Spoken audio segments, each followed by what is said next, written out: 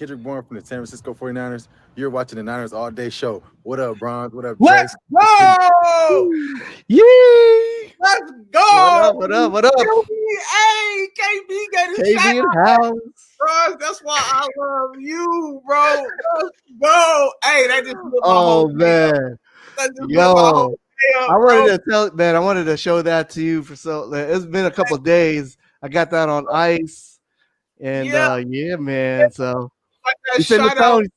you know. Hey, man, hey, that just lit my whole day up. Hey, welcome to the Niners All Day Show. My boy Bronze came through with the KB shout out, bro, and he knows I'm a Yeah. KB stan for Hey, real, man. Me Oh, too. that was beautiful. Hey, man, welcome Yes, to the sir. Niners All Day Show. Yeah, man.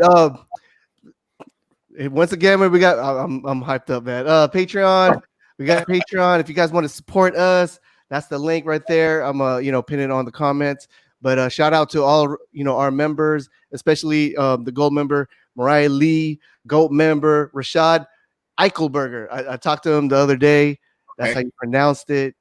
And, here we go. But it's action packed. We got a lot of stuff to talk about. It's been almost like a week, so it's been a week. We got our boy again, Mr. Grant Cohn. Grant, what up? That was impressive. The KB drop. How did you pull that off? You're not going to tell your tricks. Yeah.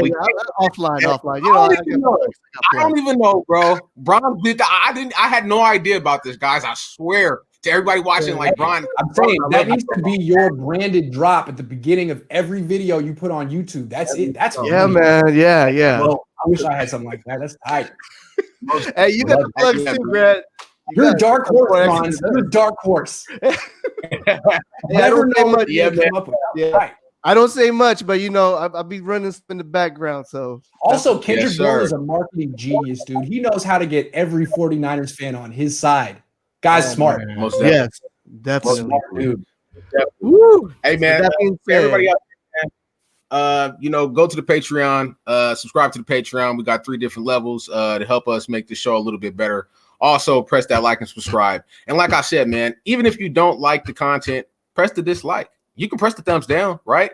And comment underneath the video and let us know what you didn't like about the video. And maybe I'll talk some SHIT.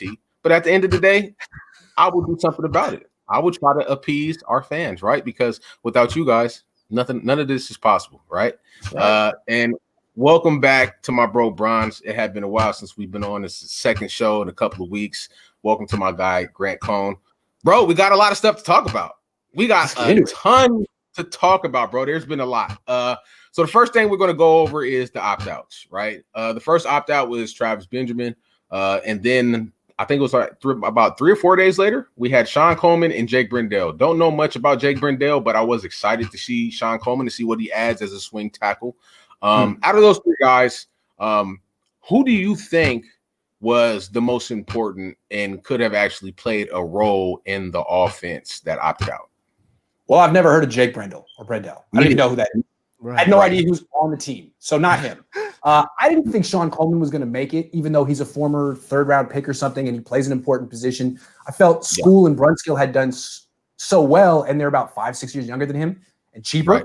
I thought that's the way that would go. And then, so I guess Travis Benjamin, not because he is that good, but I felt like they brought him in specifically to fill a role, the deep threat in the offense, replace Marquise Goodwin. And if Jimmy Garoppolo's arm strength.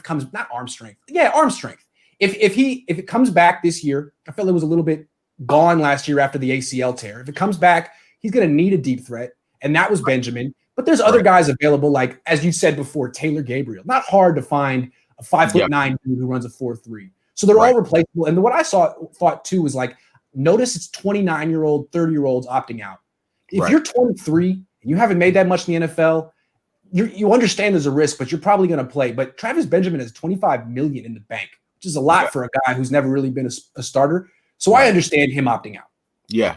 He most definitely can afford to opt out, right? Even with that California taxes, he can definitely afford to opt out. And out of those 3, yes, I say that Travis Benjamin was probably the most important out of those 3 because his veteran shit. He's been in the league for a long time. He played for Kyle Shanahan. He knows the system.